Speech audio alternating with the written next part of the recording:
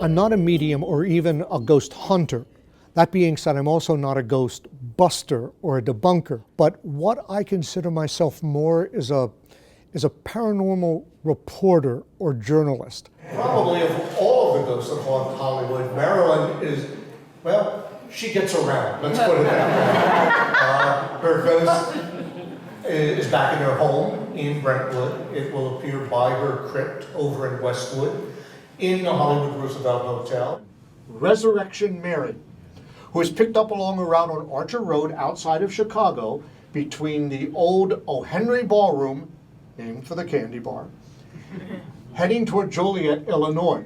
Halfway along that track is Resurrection Cemetery.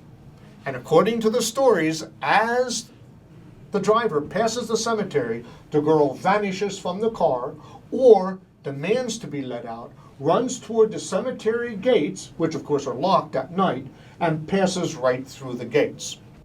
Well, I've now written 10 books about ghosts, hauntings, and the spirit world. My first was The Complete Idiot's Guide to Ghosts and Hauntings.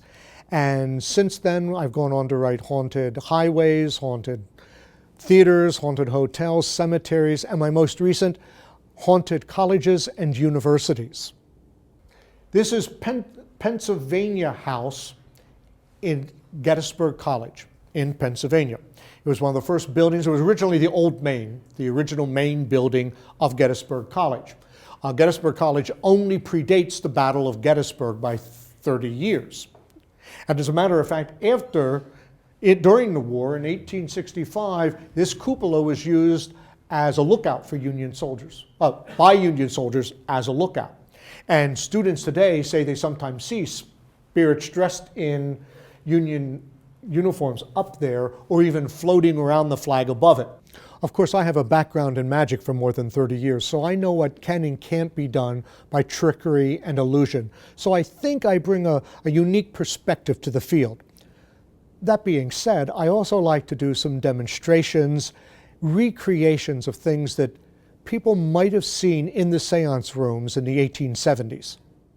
Now, I'm not saying that any ghosts are going to show up during my presentations or that strange things are going to occur, but it's been my experience that when enough like-minded people get together in a room, that things do happen.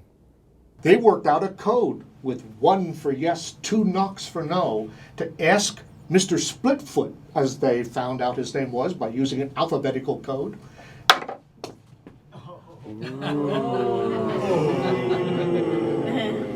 I always give people a chance in my talks to share their own stories. No leading questions. I've learned over the years, if someone says to me, I have a ghost in my house, I simply say, tell me about it. Anyone else want to share a story? Well, let's see what the amazing Randy has to share with us. First of all, I'd like to thank Tom for a very interesting talk. Very, very interesting talk indeed.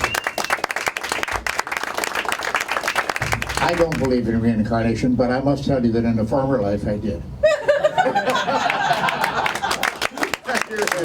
Do you have a story about yourself? I do, a little bit. Please. It's been said that extraordinary claims require extraordinary proof. Well, I try to offer some of that proof. But there are some photographs that are very difficult to dismiss. In 1959, a woman named Mabel Chinnery visited her mother's grave. On the way back from the grave, she took a picture of her husband sitting in the front seat of the car. It wasn't until they got the photographs developed that she noticed her mother, with spectacles, was sitting in the back seat of the car. I never told you whether I believe in ghosts. I believe in something. Since I started researching about 15 years ago for the books, the ghost legend books that I've written and the ghost story books, literally hundreds of people have come up to me after talks like this and after reading my books and have told me their first-person accounts. But of course, no one has ever come back from the other side to say, proof positive, this is what happens. So we don't know exactly what people are seeing, but they're seeing something. So until we have a better name for it, let's just all agree to call them ghosts.